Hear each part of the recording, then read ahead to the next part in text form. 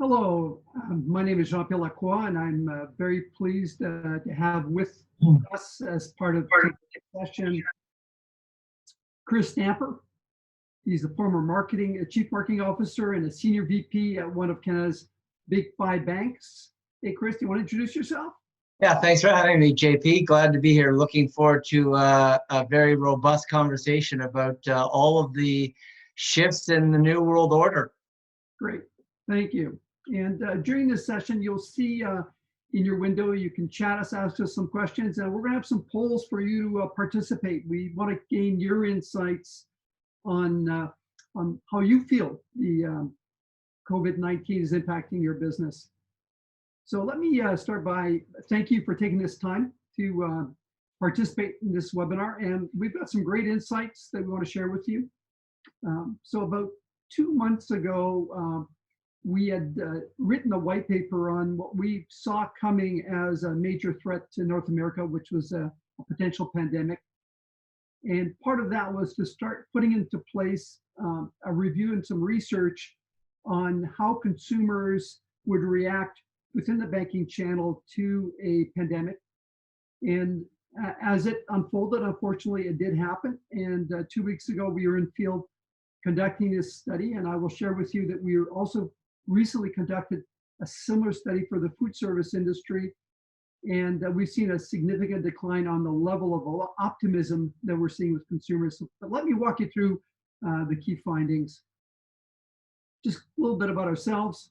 As you know, we're a brand consulting firm. We specialize in brand transformation and do a lot of work in the banking industry around the globe. And our role really is to help inspire the future of immersive retail experiences from digital and physical. So this study looked at both the process customers take and the channels they use, but also what are the new potential venues, what are the tools that banks currently use in their digital platform, their arsenal, that they could further leverage. So let's get right into the study. So really the question is, what is the new reality of banking as we emerge during the pandemic and as we emerge from the pandemic? How are consumers and the trade responding to these situations? So our study really covered 6 different assumptions or questions. One is, what is the confidence level overall within North America, Canada, the US, within the channels? How are consumers using these channels post the pandemic, during the pandemic, and coming out of the pandemic? And what are driving these behaviors and these needs? Obviously, we're looking at, the study was done in both Canada and the US, so we want to find age, gender, and country. Are there nuances? And indeed there are significant nuances between the two countries. And then we explored a whole range of strategies. Many of these the banks have already embraced and initiating. We want to find out, are they relevant with customers in the banking institutions? Are there areas of opportunity that maybe banks have not considered? And then we interviewed 100 bankers to get an understanding of how do their insights align with those of the consumers. So that was kind of the frame of the study that we did. And then the 4 key questions we asked was, we really want to understand the current and future customer banking behaviors. So when we come out of COVID-19, has the impact of the pandemic shifted and changed the behavior of customers? And there's some great insights there that we're going to share with you. Which are the social distancing and health safety initiatives that are relevant to your customers and to your staff? Any potential different behaviors coming out of from a national, gender, demographics? And then I'll obviously identify, as we conclude the presentation, potential risks of the banking industry. There are several risks that you should be aware of. So just some boilerplate, just so you can get grounded. 49% of the study represented response in Canada. US was 50%. So pretty well an even split between the two countries. 57% of the response were women and 43%. Now, we did not gate or put quotas on these. We allowed the study to fill itself. So what are the questions we asked? is, what is your banking channel? And, from a national to regional to digital only to really being unbanked. And so when we look at the total distribution, 62% of North America were banking with national banks, 15% were regional, credit unions were 12, we had 6% which were digital only banks, and then we had 5% that were none. But when you look at the percentages across North America and you compare Canada and the US, you can see that the US consumer has a much broader usage of the various channels or types of banks versus Canada. And that's represented of the fact that Canada, the 5 major banks dominate the marketplace, where in the US you have a very strong representation on a regional level.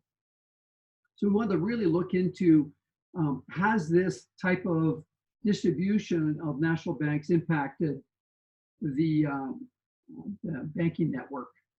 So there's a poll here, and the question is, which do you think will be the most popular in COVID-19? We've got mobile apps, website, telephone, ATMs, chat functions out there. We'd love to get your insight, and we'll compare that to what the consumers have told us. So moving on here. At a high level, these various insights came. The attitudes regarding COVID-19 vary obviously by age group, that makes sense, and actually by geographical distribution, Canada versus the US. And that really is important when you start thinking of your tone of communication and how you're going to be speaking to your customers during the pandemic and after the pandemic. The great news is that the banks have been on a journey of digital transformation for the last 10 years. And that's played to your strength. I can tell you that the food service industry that we're just completing a major study haven't fared so well. The growth and the strength of mobile and online in the banking industry has allowed consumers to continue to the bank and feel reduced anxiety about having access to their funds. But what's interesting is telephone banking actually had a significant increase, and we'll have a chat about that when we look at the charts. There remains a reliance on the physical branch network, but you will see that will actually have an impact coming out of the pandemic. It definitely had an impact during the COVID, the first month of the pandemic. And as we mentioned, there is a flight risk. 17% of customers are undecided, indicating that there is vulnerability in the marketplace if how you manage and handle the pandemic is not done properly. There is a risk of losing your customers. And obviously, when you look at anxiety levels, there's a high level of anxiety to the channel usages, and we'll get into more of what those anxieties are in this study. So this is a great quote from one of the respondents. At this time, I'm not sure anything is going to ease our minds. These are very uncertain times indeed. And that really reflects the anxiety level across most respondents that we interviewed. We had 2,000 respondents, 1,000 Canada, 1,000 US. So when you look at the general attitude towards COVID-19 in the last 3 months, you'll see that there's a high level of optimism from respondents. I will tell you right now that this study was fielded 2 weeks ago. The study we did for food service that just came out yesterday, the optimism has dropped by 50%. The average consumer now is about 20 to 27% optimism compared to 50-55. So you can see as this pandemic extends and duration lasts longer than expected, the level of optimism will decrease.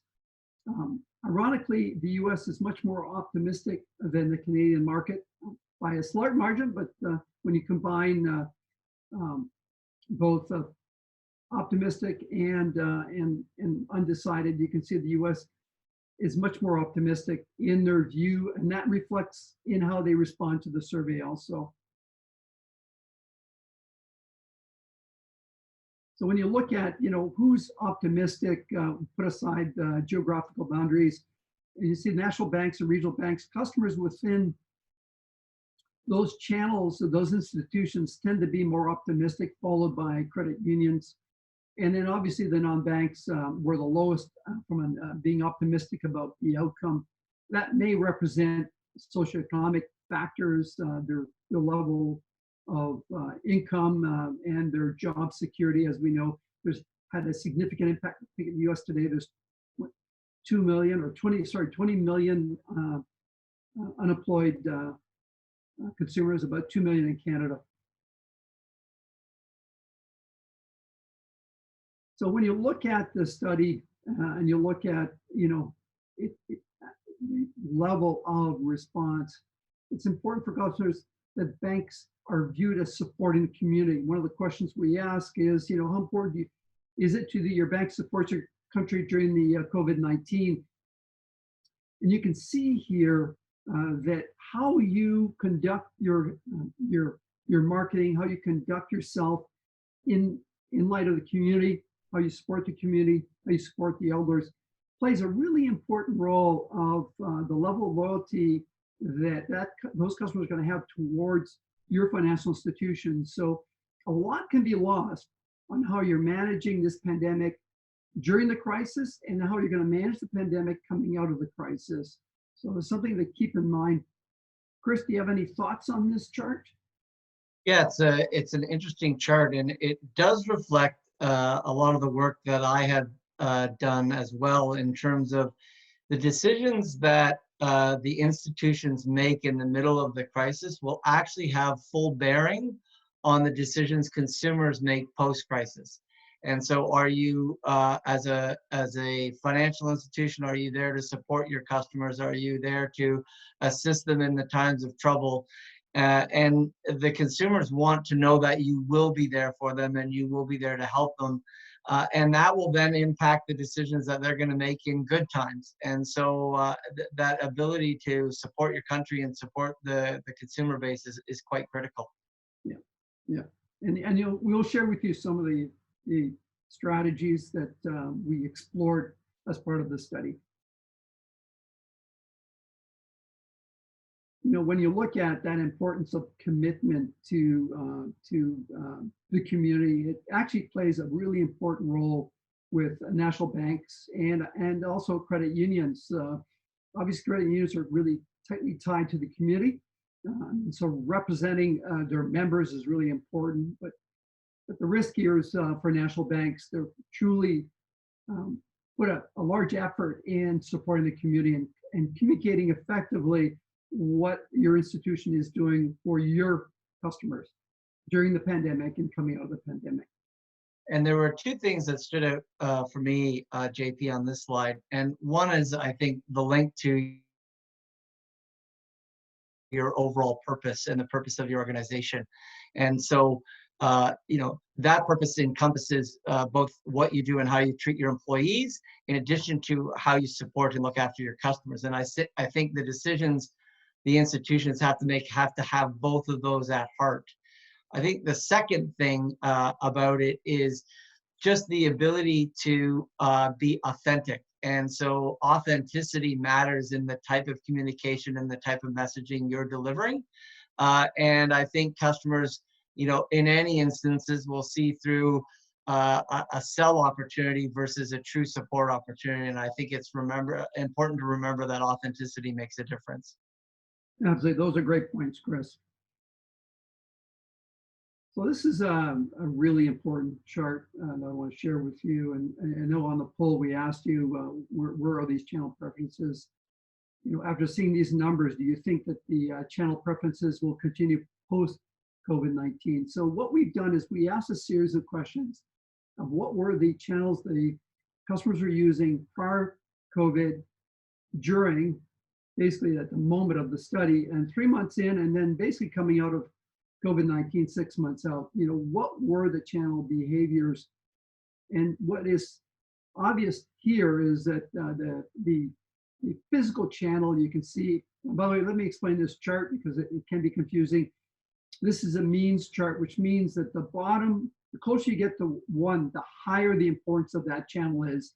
The more you move up to 7, the lower the importance of that channel. So if you look at the orange chart, which is the branch, and you look at prior, it was at a level 4 of importance. You know, obviously online and mobile played a more important role. Telephone banking was less important. Chat and other were that less important. But then when you move into the duration of the pandemic, you can see that telephone has increased in importance while the branch network actually decreased significantly. It became the last channel customers were thinking of going to do their banking. And as you go 3 months in, the physical channel has gained some importance. But again, the telephone has maintained its importance. And you see here both mobile and online have maintained their importance. They've been pretty steady. But as you look at 6 months out, you can see that telephone has actually continued to increase importance, while when you look at ATMs, that has decreased slightly of importance. So when you look across these channels, it's important to understand that coming out of COVID-19, there is going to be a reckoning of channels, specifically the physical channel. Also, I think what's important to note here is banks have been already on this digital transformation journey. What COVID-19 has done is accelerated many of these factors, which you'll see coming out of COVID-19 playing out. Chris, do you have any thoughts on this? Yeah, I would agree completely with that, JP. I think if you, and I was surprised actually in the poll results that said 60% think the channel preferences will continue post COVID-19. I actually think there will be a continue of that acceleration. I think clients and customers and the people that I'm speaking with, and I've talked to people in my network in Australia and New Zealand and the UK and Europe, as well as the US and Canada. And people are rediscovering things that they didn't know. Electronic check deposit, chat capabilities, the ability to interact and engage in a different way than they have before. And I think some of these capabilities people didn't know that they could, or they hadn't yet found a need to actually use them. And the pandemic has forced that need to use some of those capabilities. And so I think once discovered, experience indicates that people are seldom to drop a channel once they've discovered it. And so I do think that switch to a less reliance on traditional branch network and a greater reliance on digital capabilities will continue to accelerate. And I think it will pick up the pace on it.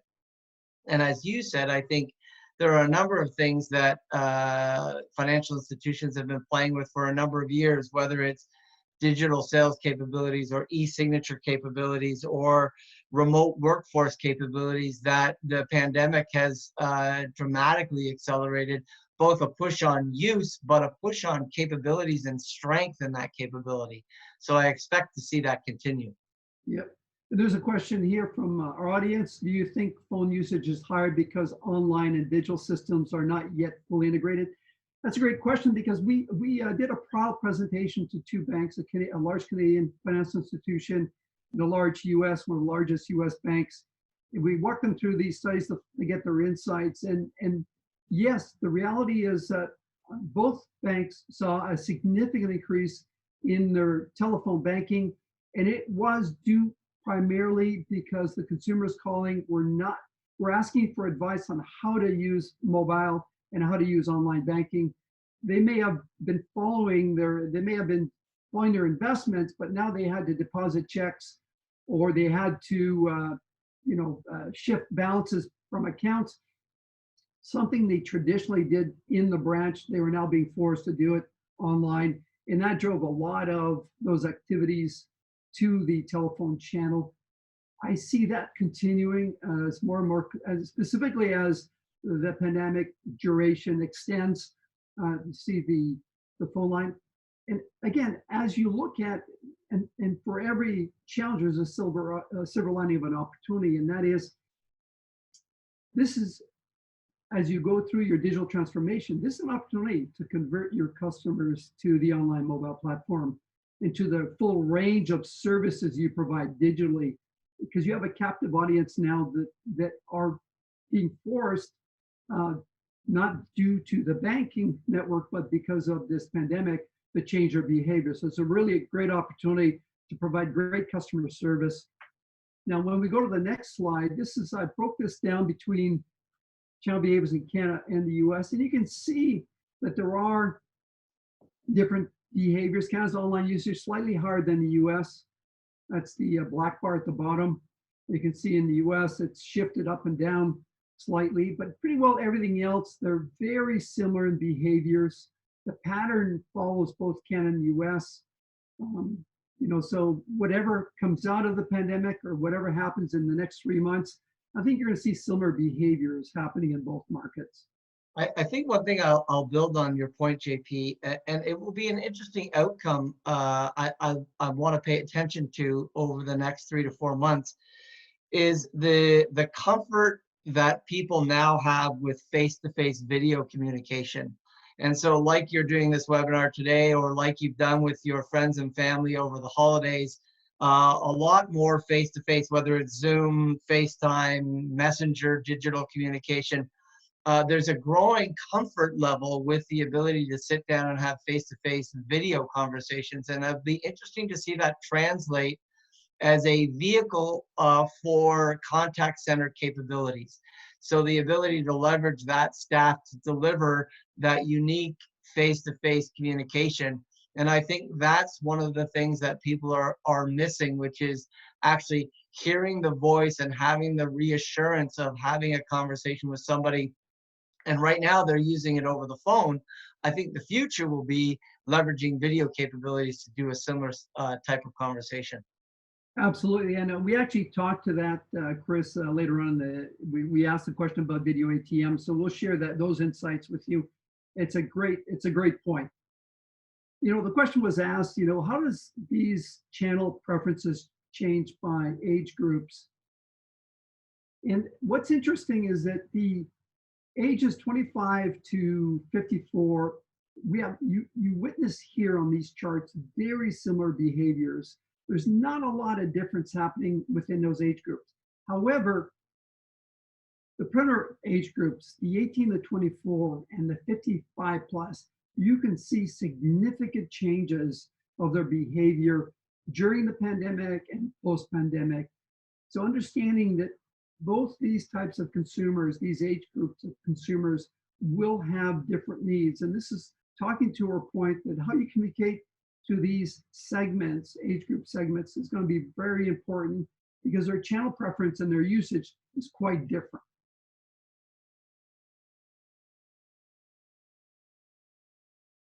We asked the question, as you emerge from this pandemic, what is your likelihood to consider an alternative bank?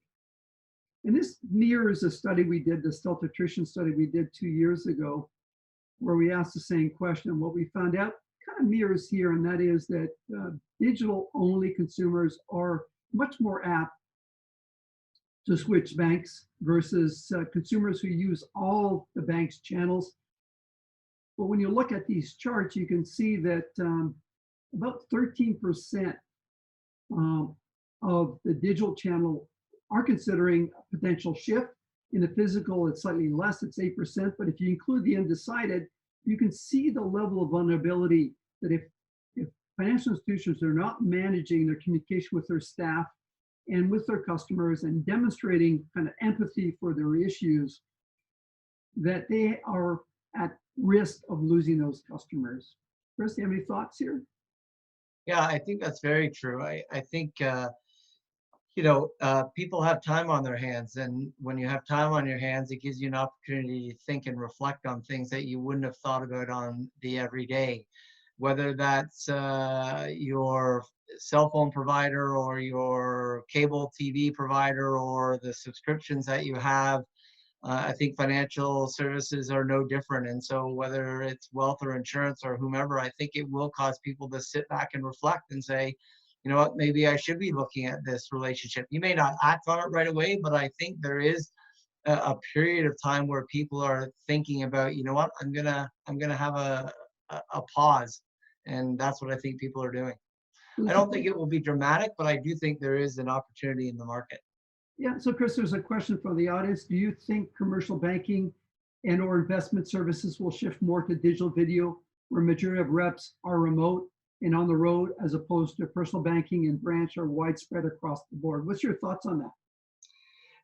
I think my perspective on it is erring on channel choice and preference of what your consumer is looking for. And I think, it's always important to go back and reflect on rooting the decisions you make as an organization on what your consumer is actually looking for. And so I think having the ability and the opportunity to offer multiple channels of choice and connect to your customers in a way that your customers want to connect with you is important. And so I think video capability and face-to-face capability offers a level of connection similar to chat, messaging, and text. If you think about the quickest and easiest way to engage with someone that you work with or you're close with, it's not the telephone, and it's not going to see them. It's text or chat. And so the natural extension of that is to video chat and text. And so I think that capability will play a role. I think it also depends on the complexity of the issue that you're trying to solve. And so the more mundane, day-to-day routine elements or questions that people have, I think can be solved that way. I think there is no substitute for the ability to sit down on complicated matters and have a conversation with somebody. It just may not be physical face-to-face, it may be virtual. Yeah, and it may also depend on the age group, right? When you look at those channel preferences and usage across the different age groups, you could almost deduct that the 55 plus will be somewhat less reluctant to do the video versus the younger or actually the full spectrum of the other ages. And so I think you need to look at it from an age segment standpoint, but also the reality is this, is that to Chris's point, we're being forced to use tools, even if we're not familiar with them, we're forced to use tools that we're now becoming ritualistic in our lives. Right. And I think that will have a long-term impact for sure. There's no question the older demographic will yearn for the opportunity to go back and visit in a bank branch. But I think the younger demographic, I think it will be a permanent shift. Yeah. So, well, we asked, 100 bankers, what were their thoughts to see how they align with the consumers. They are actually more, the financial institutions were more optimistic than the overall consumer base. You can see here quite a spread, a 7-point spread between the two, which is great because you definitely want your customer-facing staff to be optimistic, to be positive about the pandemic, to reassure consumers, their customers, that everything's okay. But this is important. Now we asked them the same question we asked consumers. What would you consider working? In this case, would you be considered working for another financial institution? And there is a significant flight risk for your employees. So as you focus your energies on providing reassurance and safety to them, it's also important for effective communication, ensuring that their anxiety levels are put at ease, that they'll feel comfortable coming to work or dealing with managing customer relationships. Because if not, you are at risk of losing your high valued employees to competitors.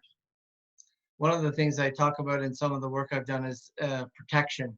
And protection applies equally to how you protect your data and how you protect your customers to how you protect your employees. And is it a great, safe environment to come to work and do their job? And you're seeing that today in food services and retailers and frontline services, as well as financial services. Yeah, absolutely. And here's a great quote that just built on that. The bank should help staff to safeguard customers from COVID-19. I mean, it isn't the bank should help, safeguard customers from COVID-19. It's the fact that they equate the staff as an important role to play in providing that level of confidence and reassurance that the bank is doing everything right to safeguard customers from contracting the COVID-19.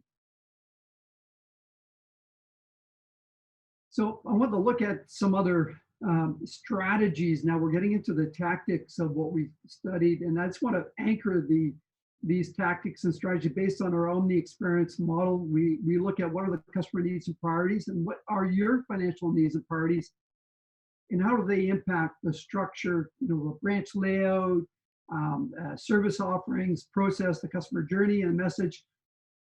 What are you communicating when? We want to investigate all of these factors and find out which ones of these are the most relevant for your customers.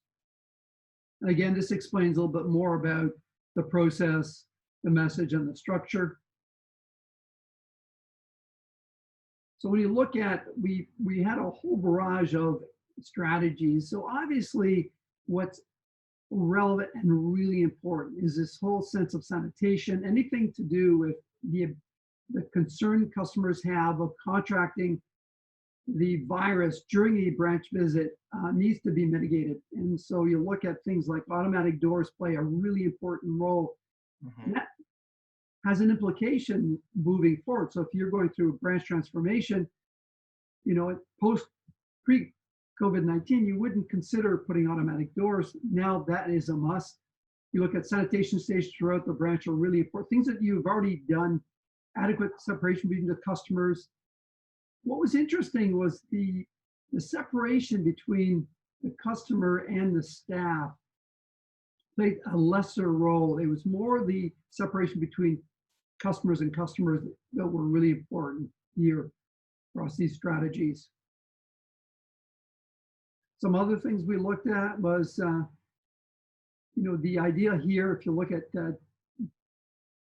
the idea of the use of digital technology, it plays an important role. So as you look at, the question that was asked about, would they migrate to wealth management online? Virtual meetings scored 40%. I'm sure that if we did this study a year ago, virtual meetings would have scored significantly lower.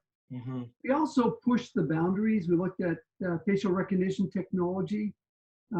Really, when you look at the top two boxes, 44% of respondents said that this was something good.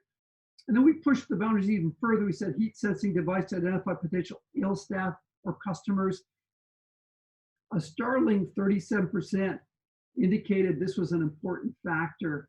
And if we just read the most recent news from Google and Apple partnering on developing some of these technologies, you're going to see this playing a key role, that customers are going to be willing to give up some of their perceived liberties, freedoms, in order to be compensated and ensure that they're safe.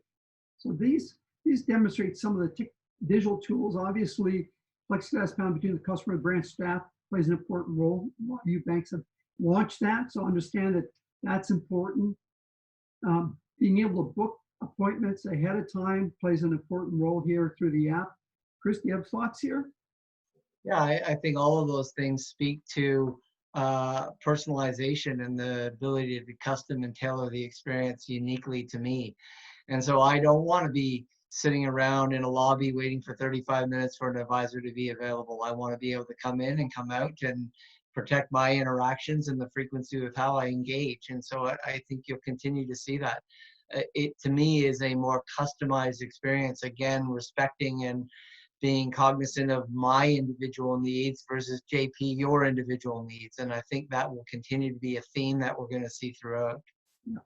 Yeah. If you look at the next slide here, some other, you look at mobile app features allow customers to avoid touching in-store pin pads. This is, and I'm sure you even feel it yourself, if you're going to the branch and you're using an ATM, there is a concern about the contamination of that ATM, the pin pad that you have to use. So the opportunity of using digital facial recognition technology, things like ensuring that there's sanitation happening at the ATMs, the ability of covering that touchpad so that with plastic so that the customer doesn't come in contact with it. Things that where the customer is actually touching the branch experience is really important to mitigate their concerns. We also looked at drive-through video ATMs, voice-enabled ATMs, ATMs with facial recognition technology. They all scored really well, and we'll see later on in the next slide which country plays a more prevalent role. So you can see technology is an important factor. Once you start peeling away the sanitation aspects, digital technology can play a role in ensuring a lower level of anxiety of contracting the virus. And knowing that, if you look at research and what's coming out from the healthcare industry, they're predicting that this unfortunate virus is going to repeat itself. So I believe that these behaviors, these understandings, these needs are here to stay. These are not things that are going to go away once the pandemic is over. These are things that your customer is going to be looking for on an ongoing basis. And I would echo that and build on the acceleration of contactless. And for me, it was a dramatic step last week when the Bank of Canada in Canada came out and said, listen, please still accept paper money. We need you to continue as a retailer to accept paper money. You're seeing the leading edge of what the consumers are saying, which is, one, I don't want to handle it, and two, I just want contactless payments. And in North America, we're a little bit behind, where places like Australia and New Zealand, it's very difficult to actually use cash. And so I think there'll be a continued acceleration of that payment mechanism as well. Absolutely. So when you look at drive-through ATMs, ATM with facial recognition and voice-activated ATMs, you can see that the US is much more open to use these technologies versus Canada. I think part of that is the realization that Canada's drive-through ATM network is limited. Although we have probably the same number of ATMs from the standpoint of per branch network, I think in the US, I would say that drive-throughs are much more prevalent than in Canada. Chris, thoughts on that? Yeah, I think that's true. And it's interesting. There's a little bit of uniqueness in the US. A number of drive-throughs are actually staffed by people versus just a drive-through where you use a drive-up ATM. And so there is a uniqueness on both sides of the border with respect to what drive-throughs can offer. Yeah. So we asked, from a communication standpoint, what's important. So in the branch, digital signs that communicate social distancing is really important. So you need to really look at your G and what are you communicating. I was in one of the Canadian banks on the weekend doing a deposit, and it was interesting that none of the digital signage talked about COVID-19 or some of the social distancing or even the cleaning sanitation that the bank was doing above and beyond the normal things. These are all opportunities that are, if not being done, are missed opportunities. And again, it goes back to having empathy for the anxiety customers have and your staff also, and that impact that it'll have coming out of the pandemic from a customer loyalty standpoint and attrition factor. So these are really important. These are things you can do tomorrow if you haven't already done them. They're definitely things you need to think about. And I would say food services are leading the way in that respect, obviously because it is food. But even the large retailers are talking more often about frequency of cleaning, extended cleaning. One of the pushes and one of the interesting thoughts I've heard is, should we actually go back to closing on Sundays permanently to allow for a chance to restock, refresh, clean, give our frontline workers time off in all facets of frontline retailing? So that will be an interesting debate to see what happens from that perspective. That's a great point. So when you look at the key strategies, I think what's important here is revisit the entire sales choreography process, looking at where are those anxiety points customers are going to have coming to the branch, but also online, on your telephone network, your telephone service, on your chat. Understand that those customers have a high degree of anxiety. Part of it is COVID-19. Part of it is that you're being forced to use channels that they may not be familiar with. And what may seem simple for an 18 to 24-year-old may be very complicated for someone who's 55 plus. Obviously, look at digital features to eliminate those contact touch points. I think there's real opportunity in the queuing area. It's opportunity to pre-booking appointments, Chris's point.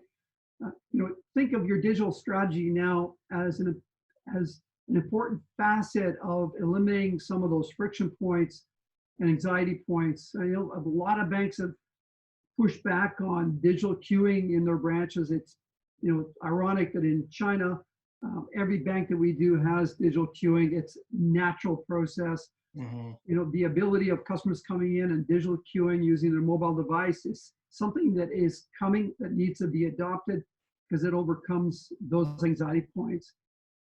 Supply staff with visible health and sanitation gear. I think it's really important, you know, again, that you demonstrate you're taking care of your staff because it's a reflection of who you are as an organization. And then obviously the integration of sanitation stations and multiple customer touch points at the ATM, you know, at the counter, all of those touch points, you need to reassure the consumer that you're taking their sanitation, their healthcare, their health to task. Chris, do you have any other additional thoughts here? Well, I think it's a very good list. And I think the interesting thing about a number of the things on the list is they're not difficult to implement. It just requires the decision to implement them. And so I think that speaks to, you know, a willingness and leadership to be able to say, you know what, we're going to make a decision and we're going to move forward on some of these things. So I think it's a great list and easily executable on a number of fronts. Yeah, and our recommendation to our clients is that you really need to have a COVID-19 task force that focuses on the consumer experience and looking at all of those touch points and how you can eliminate them, you know, convert them to other technologies like digital. Look at your branch layout, which is, and look at how you structure that branch layout from a communication standpoint.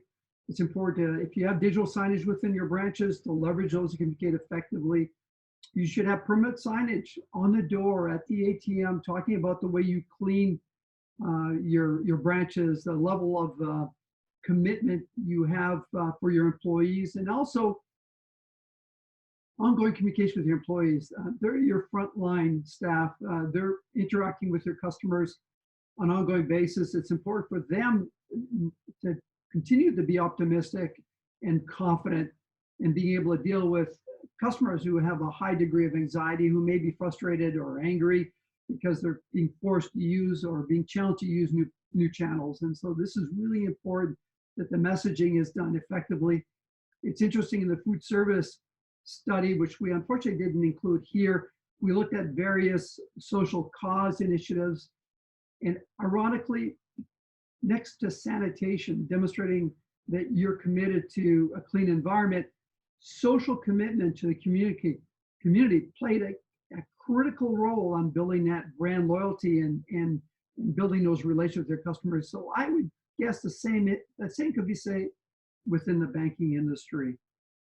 I think that's very true. And, you know, equally, I think in terms of communicating to your employees, I think listening to your employees is critical in this process. And so what is the frontline feedback? What are they hearing?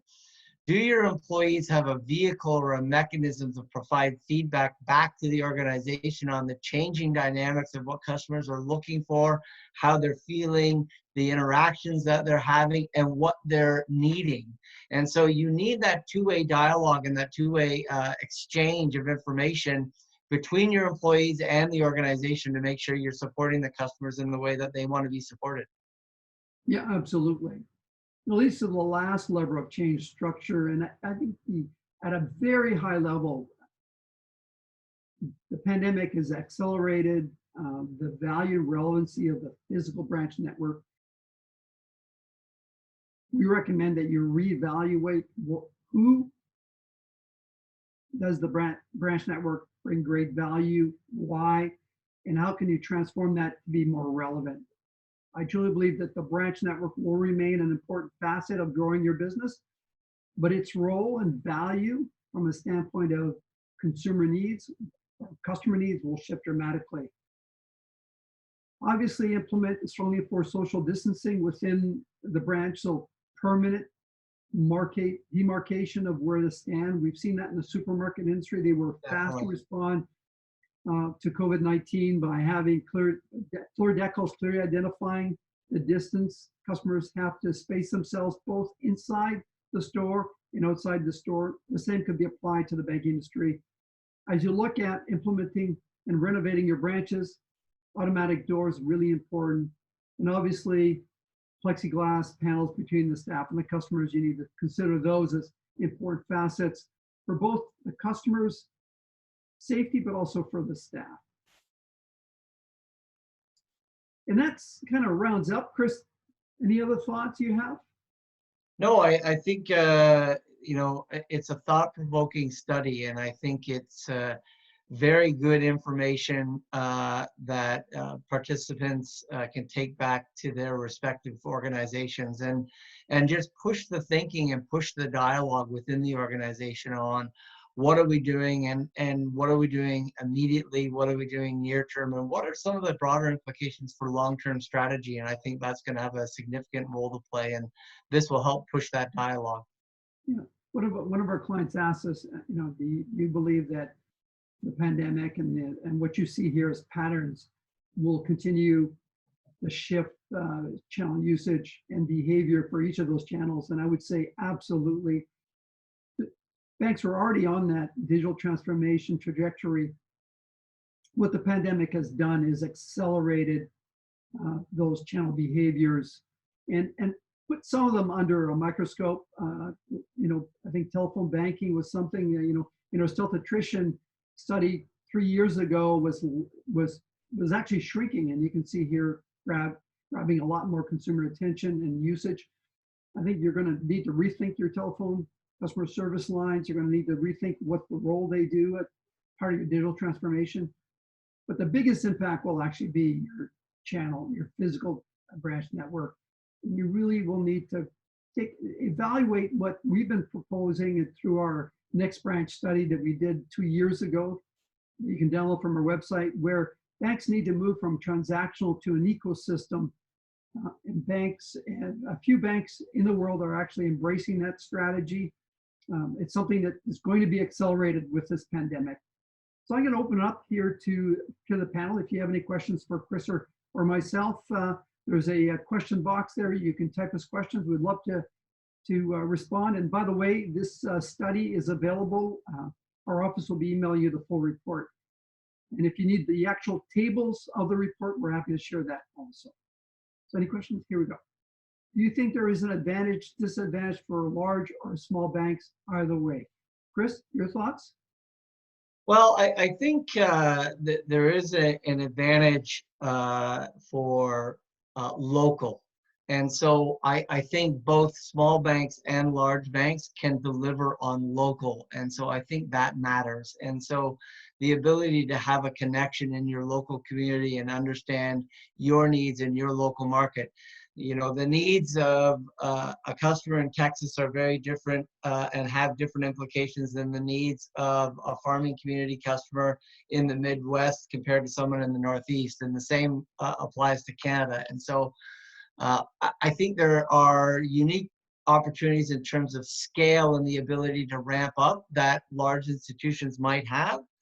But then at the same time, you could say a small institution is more nimble and can act faster. And so I think there are pros and cons on both sides. I think really a deep fundamental understanding of what's important to your unique customer base is what will set you apart. Yeah, so I have a different thought, Chris, to this question. It's a great question to ask, by the way. Most banks right now, we call it different phases of the banking industry. You know, if you think 10 years ago, the banking industry was going through digital transformation, consolidation. Before that, it was actually the reverse. They're opening more branches to be closer to the customers.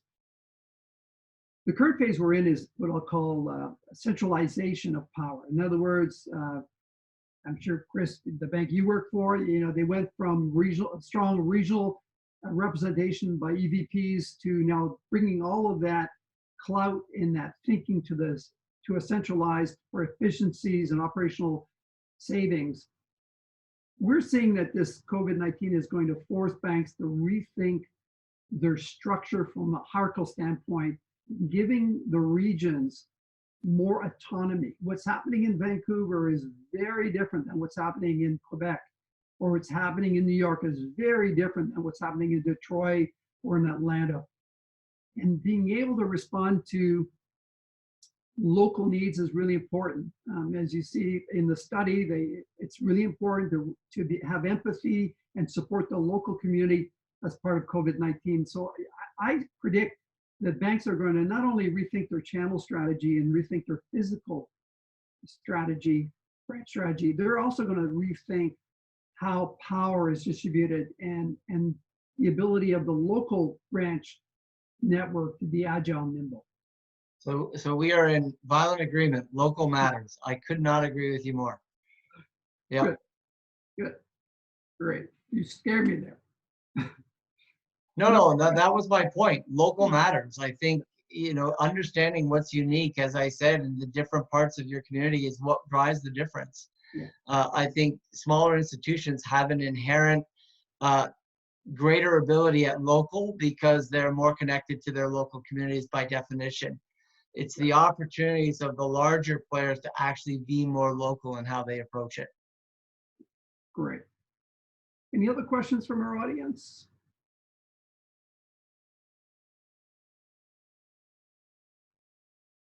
So I have a question for you. Sebastian, we had a panel on how optimistic or how long they thought, or you want to give us to share what the panel communication was, what they voted on, Sebastian? So you're sharing the post results. So number one, which do you think will be the most popular mobile app? 85%. And then chat function, 15%. And that was it. Those are the two channels. I guess branch are going to be 0, telephone and website 0. What was the other? It's another question on, do we think biometric touchless security will get a boost from the pandemic? I think definitely. We're saying, well, you saw the study that that consumers are actually surprisingly more open to have these new technologies. I have to say, we have an office in Shanghai. We're currently working with 5 different banks, and they're probably 10 years ahead of North America. We're already adopting biometric measures in their smart banking platforms. Their technology, when it comes to onboarding, I can open an account, get a credit card, debit card, without ever talking to a bank staff, right? This would be unheard of in North America. And so they're further developed, and biometric PIN replacement is very prevalent. You can buy POP from a vending machine using your facial recognition. And we'll see more and more of that here in North America when 5G fully gets embraced. I would agree.